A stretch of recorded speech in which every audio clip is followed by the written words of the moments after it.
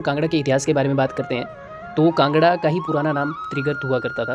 तो त्रिगर्त मतलब 3 नदियों के बीच का जो पार्ट होता था, लैंड पार्ट, उसको त्रिगर्त कहा गया। तो 3 नदियाँ थी वो, एक तो रावी नदी थी, सतलुज नदी थी और तीसरी थी हमारे पास ब्यास नदी। तो त्रिगर्त की जो स्थापना है वो कटोच वंश के राजा भूमिचंद ने की थी, जिसको भूमाचंद भी कहा जाता था, और अपनी राजधानी जो है मुल्तान में स्थानांतरित की। तो मुल्तान देखो पाकिस्तान का अभी का प्रेजेंट का पार्ट है। तो हम इतना भी अंदाज़ा लगा सकते हैं कि जो कांगड़ा का क्षेत्र था वो बहुत दूर तक फैला हुआ था। तो और इतना भी कहा जाता है कि जो भूमिचंद था वो एक इंसान से पैदा हुआ नहीं था, वो ब्रिजेश्वरी के भौं के पसीने से निकला हुआ एक इंसान था। तो 234वां जो राजा था कटोच वंश का, सुशर्मा चंद, वो कौरवों की तरफ से युद्ध लड़ चुका था और उसका संबंध जो है महाभारत से भी बताया जाता है। तो कांगड़ा किला भी उसी ने बनाया था और वो जो राजधानी है वो भीमनगर में स्थानांतरित की। उसके बाद जो है जगदीश चंद कांगड़ा का राजा बनता है। इसी के टाइम में महमूद गजनवी ने 1009 ईस्वी में आक्रमण किया। बाद में उत्तबी ने अपनी तारीख यामिनी में इस आक्रमण का जिक्र भी किया है और कांगड़ा किला जो है मुगलों के अधीन आ गया था 1043 ईस्वी में। तो तोमर वंश ने बाद में आकर के 1043 में आकर के इसे आज़ाद करवाया था।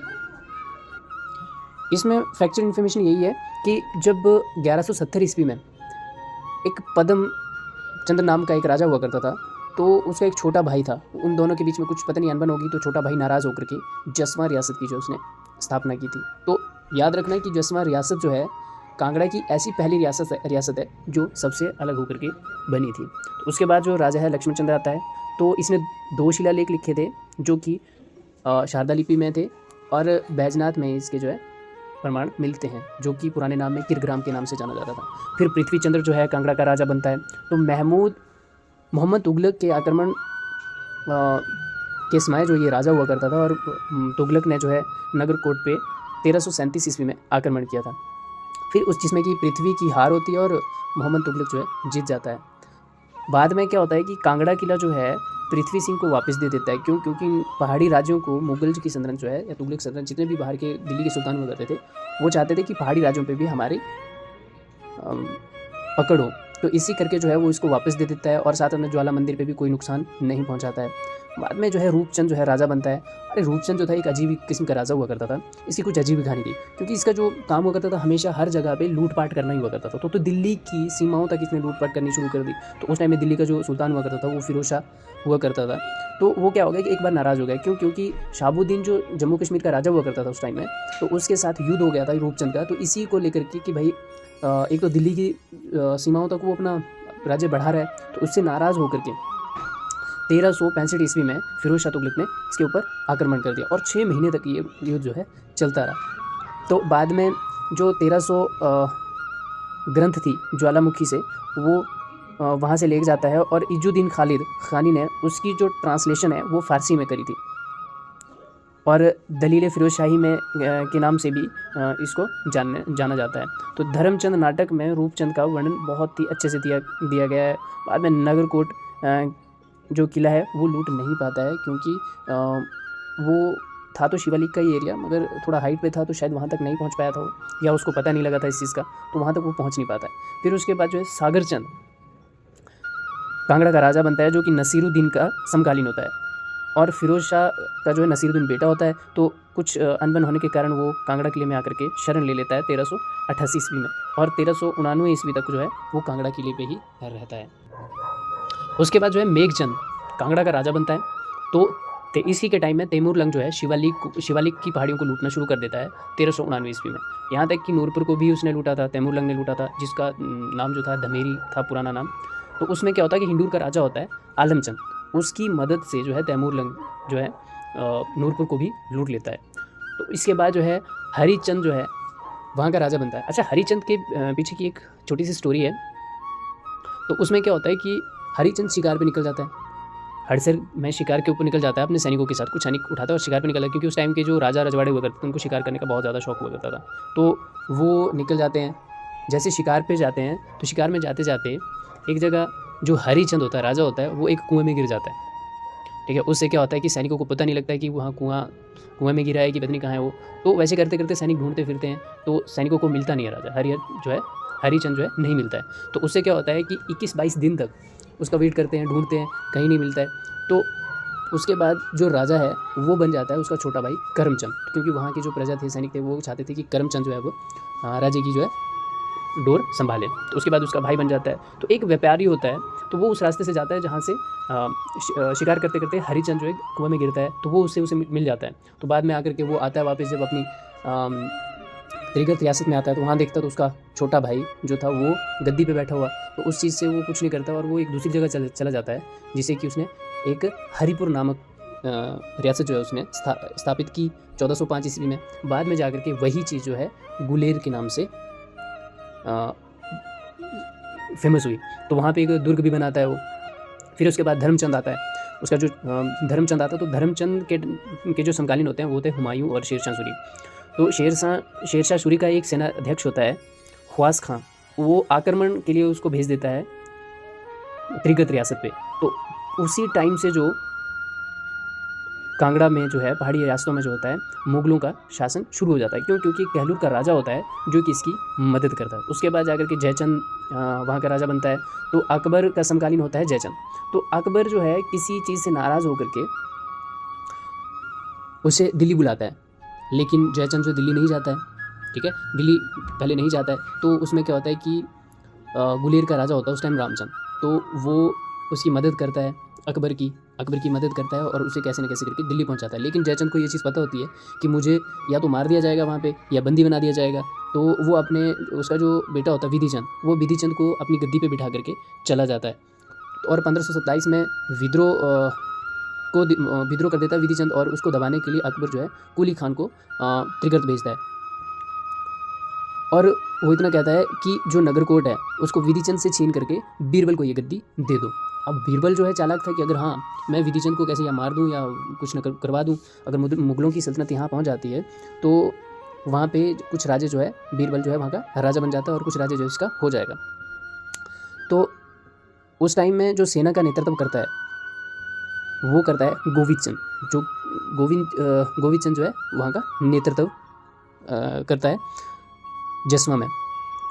तो हुसैन कुली खान जो है कैसे उसके साथ जो है कुछ टाइम के बाद विद्रोह जब रुक जाता है तो उसके साथ सुलह करके जो है वापस चला जाता है और जयचंद को जो गद्दी जो है वो वापस दे देता है।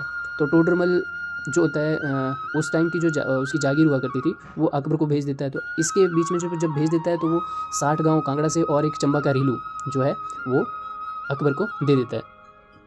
तो विधिचंद ने फिर से विद्रोह कर दिया कि जो कि पहाड़ी क्षेत्र थे, पहाड़ी क्षेत्रों के जो राजा हुआ करते थे उनके साथ मिलकर के फिर से विद्रोह कर देता और अकबर जो है जैनब खान को विद्रोह को रोकने के लिए भेज देता। तो इनके बीच में जो है युद्ध हो जाता है और उसमें जो है सभी हारे जाते हैं और अकबर की जीत हो जाती है और जितनी भी सत्ता थी वो सारी की सारी अकबर की हो जाती है।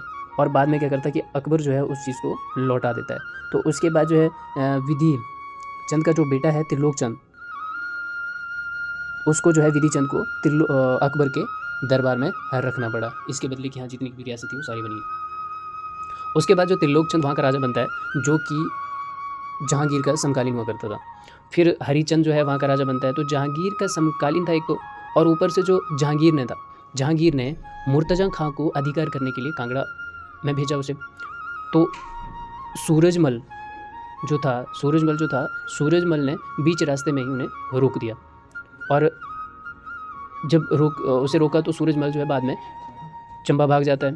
तो कांगड़ा किला जो है उसके ऊपर जो घेरा डाल के रखते हैं वो 2 साल तक, ठीक है। तो 1619 में जो है घेरा डालते हैं जिसमें जो है नूरपुर का राजा हुआ करता था जगत सिंह, उसने मुगलों की जो मदद की थी। फिर उसके बाद जो कांगड़ा किला है वो मुगलों के अधीन आ जाता है 2 वर्षों तक, और नवाब कुली खान को जो है वहाँ का फर्स्ट किलेदार बना दिया जाता है। तो याद रखना ये क्वेश्चन पूछते हैं हर कॉम्पिटिटिव एग्जाम में कि पहला कांगड़ा किला का जो पहला नवाब था किसे बनाया गया था, तो नवाब अली खां को फर्स्ट किलेदार बनाया गया था, ठीक है।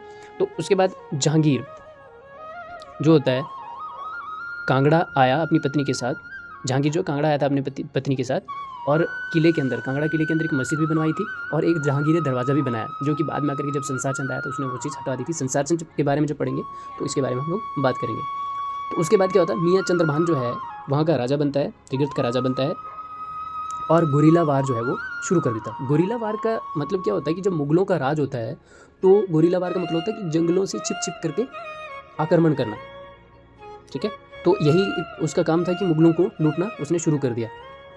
बाद में औरंगज़ेब ने उसे बंदी बना करके दिल्ली भी ले जाया गया। फिर क्या रहता था कि इतना कहा जाता है कि जो मियाँ चंद्रभान था वो धौलाधार की पहाड़ियों पे 9000 फीट तक ऊपर चला गया था, जहाँ पे एक अभी भी वहाँ पे एक चट्टान है, टीला है, जिसका नाम ही चंद्रभान का टीला नाम रखा गया। फिर उसके बाद हमीर चंद वहाँ का राजा बनता है। तो अंतिम किलेदार जो था इसके टाइम में वो था सैफ अली खां, ठीक है। उसके बाद जो है कांगड़ा किला जो है दोबारा से कांगड़ा के राजाओं के अंडर आ जाता है। तो सैफ अली खान जो है वो अंतिम राजा है। फिर अभय चंद जो है वहाँ का राजा बनता है। तो टिहरा किला जो है अभय चंद ने बनाया और 1748 में ठाकुर द्वार भी बनाया था अभय चंद ने। फिर उसके बाद जो है घमंड चंद वहाँ का राजा बनता है और घमंड चंद के टाइम में ही मुगलों का पतन जो है वो शुरू हो जाता है। तो दक्षिण में क्या होता है कि मराठों का विस्तार जो है शुरू हो जाता है दक्षिण में। तो उस टाइम में क्या होता है कि अहमद शाह अब्दाली ने आक्रमण कर दिया मुगलों पे, ठीक है। जब आक्रमण कर दिया तो इसी सी मदद से लेकर के घमंड चंद ने अपनी पुरानी रियासतों को अपने अधिकार में ले लिया, सिर्फ किले को छोड़ के, क्योंकि किला जो था उस टाइम में ये ले नहीं पाया था, किले को जीत नहीं पाया था। तो उसमें क्या हुआ कि एक निज़ाम भेजा गया जलंधर, ठीक है, 2 आब का निज़ाम, जो कि 1759 ईस्वी में हुआ। तो उसके बाद सुजानपुर टिहरा बसाया गया और उसकी राजधानी भी बनाई, उसे अपनी राजधानी भी बनाया 1761 ईस्वी में। अब जो इंपॉर्टेंट राजा आता है वो आता है संसार चंद। तो इसी में ही कटोच वंश का जो है पतन होना शुरू हो गया। तो जस्सा सिंह मजीठिया जो कि पहाड़ी रियासतों हुआ करता था, तो उसने जो है जस्सा सिंह मजीठिया से पहाड़ी रियासतों से जस्सा सिंह मजीठिया ही ऐसा एक फर्स्ट था जिसने कि कटोच वंश के ऊपर और संसार चंद के साथ जो है लड़ाई करना शुरू कर दी थी। तो सैफ अली खान का जो है अधिकार हो गया वहाँ पे, है ना। तो सैफ अली खान का जो जब अधिकार हो गया तो वहाँ पे जयचंद ने जो है मदद मांगी, जयचंद से मदद मांगी। किसने? संसार चंद ने। और जयचंद जो था सैफ अली खान का खास था, तो जयचंद ने जो है सैफ अली खान से मांगी और सैफ अली खान ने जो है बिलासपुर के राजा से मदद मांगना शुरू कर दिया। तो ये जो एक चेन बन गई। तो उसमें जो है सैफ अली और संसार चंद के बीच में जो है एक दुआ 1785 ईस्वी में और 1787 ईस्वी तक जो है संसार चंद ने जो किला है वो हड़प लिया। तो नादौड़ में बंदी बना लिया 12 वर्ष के लिए ईश्वरी सिंह को, जो मंडी का राजा हुआ करता था। बाद में आकर के गोरखों ने ही उसे आज़ाद करवाया था। और जो महानचंद होता है, महानचंद और अमर सिंह थापा, इन दोनों के बीच में जो है लड़ाई हो जाती है महलमोरी में लड़ाई हो जाती है 1805 ईस्वी। बाद में जो संसार चंद है उसी ने महाराणा रणजीत सिंह से मदद ली 1807 ईस्वी में, और बाद में क्या करता है कि वो इसके बदले में 66 गाँव जो है रणजीत सिंह को दे देता है। तो देसा सिंह मजीठिया का एक तो किलेदार था, ठीक है, और 1846 ईस्वी में अंग्रेज़ों के अधीन आ जाता है, पूर्ण रूप से इसके अधीन आ जाता है। तो जय सिंह को मेजर की उपाधि दी गई और महाराणा की उपाधि भी दी गई, जिसके द्वारा अंग्रेज़ों के द्वारा 1888 ईस्वी में। तो अंतिम जो राजा हुआ करता था वो ध्रुवदेव हुआ करता था त्रिगर्त रियासत का, और मुख्यालय जो है कांगड़ा का उसे धर्मशाला बना दिया बाद में 1885 ईस्वी में। और थोड़ी सी मैं आपको फैक्चुअल इन्फॉर्मेशन दे दूँ कि कांगड़ा को त्रिगर्त भी कहा जाता है, नगरकोट भी कहा जाता है।